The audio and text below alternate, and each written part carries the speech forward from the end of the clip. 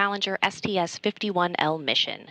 Scobie served as pilot aboard Challenger on STS-41C in April of 1984, which retrieved, repaired, and redeployed the SolarMax science satellite. He was then the commander of the ill-fated Challenger STS-51L mission in 1986. Northrop Grumman's resupply vehicle is poised to deliver roughly 4 tons of science, experiments, and equipment to the orbital outpost. After Cygnus separates from the upper stage of Falcon 9 today, the spacecraft will conduct a series of engine firings to increase its altitude to match that of the International Space Station. That will set it up for the start of joint operations between Northrop Grumman engineers in Dulles, Virginia, and the NASA Flight Control Team here in Houston. A launch today will bring Cygnus to the station in the morning hours Tuesday, where NASA astronauts Matt Dominic and Jeanette Epps will be waiting in the cupola, set to use the station's robotic arm to reach out and grapple the spacecraft. That will be installed to the Earth-facing berthing mechanism on the Unity module for a stay of about 5.5 months. But we're counting down to launch as you are, Zachary, so back to you in Hawthorne. Thanks, Courtney. Falcon 9 is a reusable 2-stage rocket designed and manufactured by SpaceX for the reliable and safe transport of people and payloads in Earth orbit and beyond. Now, this year we've launched 73 missions to date, which is on average 1 launch every 3 days. And we're looking to launch up to 148 missions in 2024. And reusability is what makes all of that possible. So with that, let's meet Falcon 9, the first and currently the only orbital class rocket capable of reflight. Starting at the top of the vehicle is the payload fairing, which is a protective shell that encases the payload being sent to space, which today is Cygnus. Made of a carbon composite material and having a 17-foot diameter, the space within the payload fairing is able to comfortably contain your average-sized fire truck. Now, that fairing made up of 2 halves will separate and jettison away from the vehicle, exposing the payload once Falcon 9 reaches space. Now, Cygnus rolled out to the pad on Friday morning after wrapping up the process known as encapsulation earlier this week. This payload fairing was specially customized to accommodate late load operations on the pad, and we'll talk a bit more about those modifications later on in the program. Continuing on down the vehicle, we have the second stage. The second stage is powered by a single Merlin vacuum engine, or MVac, which is optimized to perform in the vacuum of space. After stage separation, the MVac will ignite and carry the payload to its final orbit. Now, the Falcon 9's first and second stages are connected via a black inner stage, which houses the MVac engine and the system that decouples the 2 stages during stage separation. And below that is the first stage, which is powered by 9 Merlin engines. These 9 Merlin engines provide the initial thrust to lift Falcon 9 off of the ground through the lower, thicker part of the atmosphere. Each of these Merlin 1D engines delivers about 190,000 pounds of thrust at sea level, which gives Falcon 9 a combined 1.7 million pounds of thrust. Now, after stage separation, Stage 1, also called the booster, will return to Earth for recovery and reuse on a future mission. For today's mission, we'll be attempting to land this booster at Landing Zone 1 at Cape Canaveral Space Force Station in Florida. And this mission will mark this booster's 10th launch and landing, having previously flown AX-2, Euclid, AX-3, CRS-30, SES Astra 1P, and 4 Starlink missions. Now, weather continues to be a watch for today's launch from Space Launch Complex 40, and we'll continue providing you updates as the clock ticks closer to T0. For now, let's learn a bit more about the spacecraft delivering roughly 8,200 pounds of science and supplies to the International Space Station.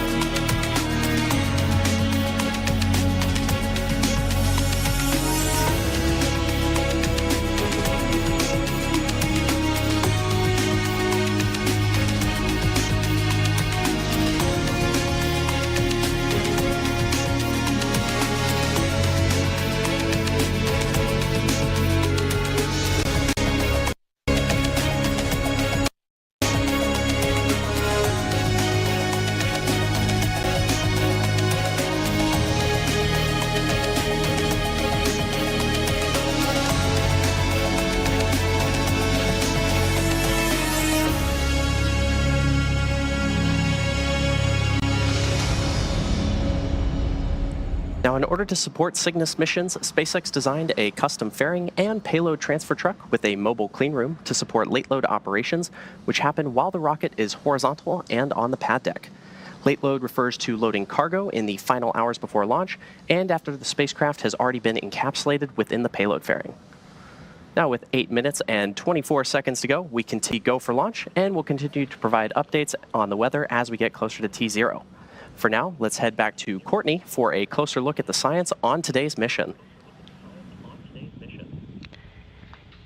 Yeah, Zachary, we are at the T-minus 8 minutes and counting to the launch of the Falcon 9 rocket and the Northrop Grumman Cygnus cargo craft, which is delivering roughly 4 tons of supplies and science experiments to the International Space Station.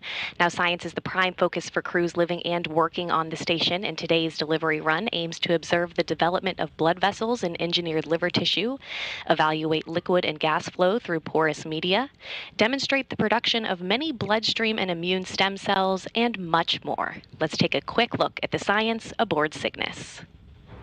Northrop Grumman is set to launch its 21st commercial resupply services mission to the International Space Station, carrying science to further NASA's missions to deep space and benefit life on Earth. A packed bed reactor will test how microgravity affects the simultaneous movement of gases and liquids. Results will aid the design of various space systems, including life support systems. Researchers will continue testing a technology to produce stem cells in space, aiming to improve outcomes for patients with certain blood diseases, autoimmune disorders, and cancers. Microscopic organisms will travel to station to provide crucial insights into how spaceflight affects the ability of damaged DNA to repair itself. Demonstrations are educational videos demonstrating STEM topics in space for students on Earth. For this mission, astronauts will use a balloon, a penny, and a hex nut to examine centripetal force. Discover more about all of the science making the journey to the orbiting lab at nasa.gov/ISS-science.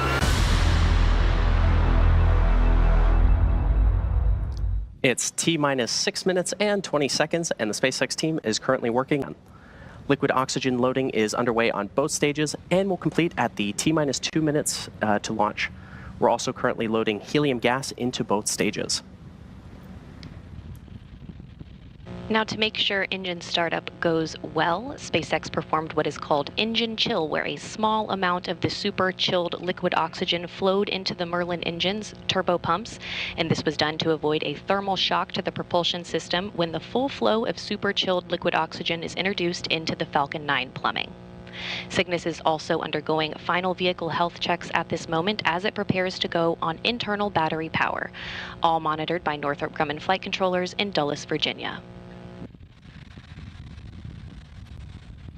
Coming up shortly, the Transporter Erector, or TE, will retract away from the Falcon vehicle. The TE is the large truss structure you see there next to the rocket. Falcon 9 tanks are pressing for strong back retract. And good call out there. First, we'll see the clamps open around the second stage, and then the TE will pull away from the rocket by a few degrees. At T0, ground hydraulic systems will pull the TE from about 2 degrees to 45 degrees away from Falcon 9 as it lifts off to provide clearance for the vehicle. We should see those clamp arms opening around the second stage in just about 20 seconds from now.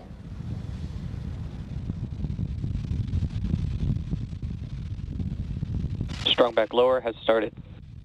And good call out there. Falcon 9's fuel consists of both a propellant and an oxidizer. For our Falcon vehicles, we use a refined kerosene called Rocket Propellant 1, or RP1, and liquid oxygen, or LOX. And there you can see those clamp arms opening around the Falcon 9 second stage.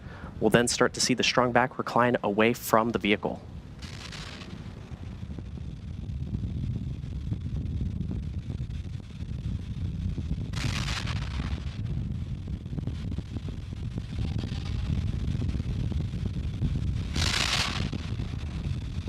And there you can see that strong back moving away from the Falcon rocket. Now, you may have noticed the white clouds building around the Falcon vehicle. Those white clouds are the chilled gas above the LOX tank that we vent overboard to maintain pressure in the tank as needed. And when that vented oxygen comes out into the warm Florida air, it condenses into clouds.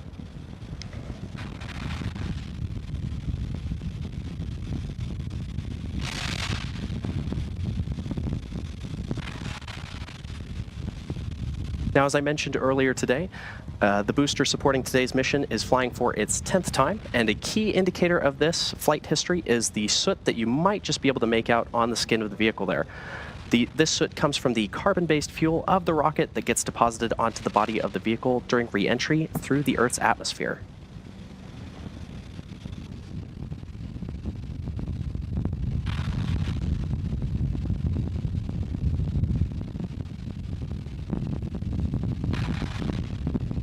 Stage 1 LOX load is complete. And good call out there that Stage 1 LOX loading is now complete on the Falcon 9 first stage.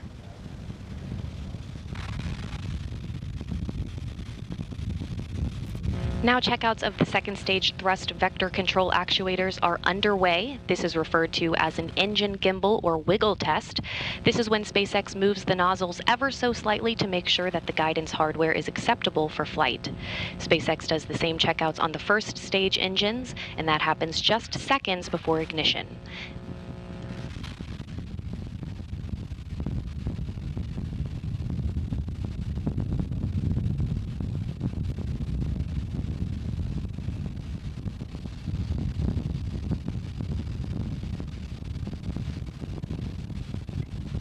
Now we should be hearing a call out. Stage 2 LOX load is complete. And there's that call out right there for Stage 2 LOX loading completion.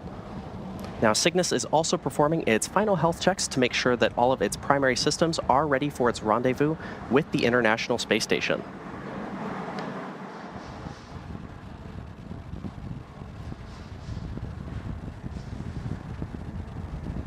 And as I mentioned earlier, those white clouds you see around the vehicle are complete. Gas launch closeouts has started. Good call out there. Those white clouds are completely normal and are just the chilled gas above the LOX tank that we vent overboard to maintain pressure in the tank as needed. Now coming up in about 15 seconds from now, we should hear the call out that Falcon 9 will be in startup, which will mean that the rocket's launch computers will have taken over the count.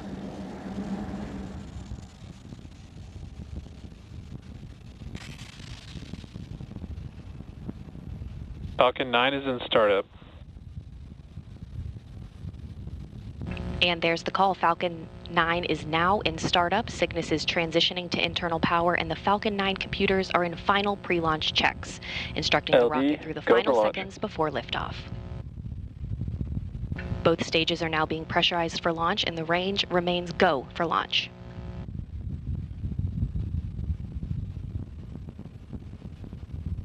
T-minus 30 seconds.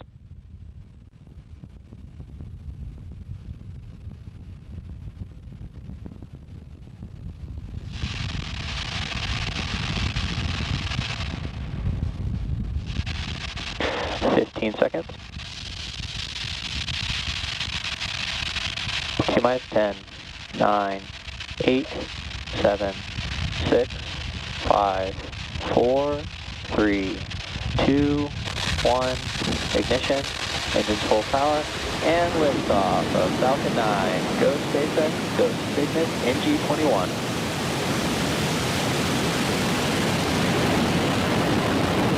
Falcon 9 and Cygnus take flight. The SS Dick Scobie is en route to the International Space Station. Stage 1 propulsion is nominal.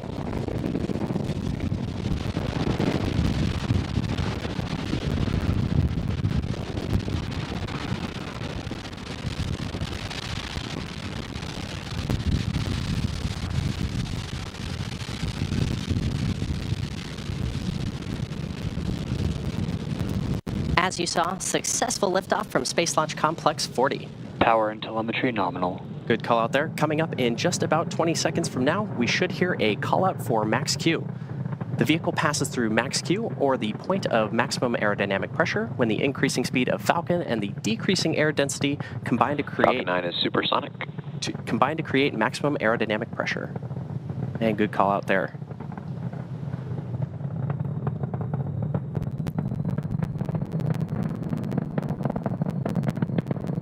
Max Q. And there's that call out for Max Q. Coming up next are 5 events which will happen in rapid succession: Main engine cutoff, stage separation, second engine start, boost back burn start, and then fairing separation. Main engine cutoff, or MECO, is where all 9... chill started. Good call out there. MECO is where all 9 M1D engines on the Falcon 9 first stage shut down. This is followed by stage separation or the separation of the first and second stages of Falcon. A few seconds later, the Merlin vacuum engine on the second stage will ignite to boost Cygnus to low Earth orbit, and this is called out as Second Engine Start 1, or SES-1. After that, Falcon 9's first stage will... Vehicle is following a nominal trajectory. After that, Falcon 9's first stage will ignite again to orient itself to head back to land. And shortly thereafter, the two fairing halves will separate and expose the spacecraft to the vacuum of space. We should be hearing the first of those callouts happening in just a few moments from now.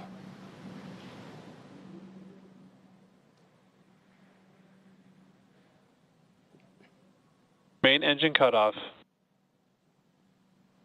Stage separation confirmed.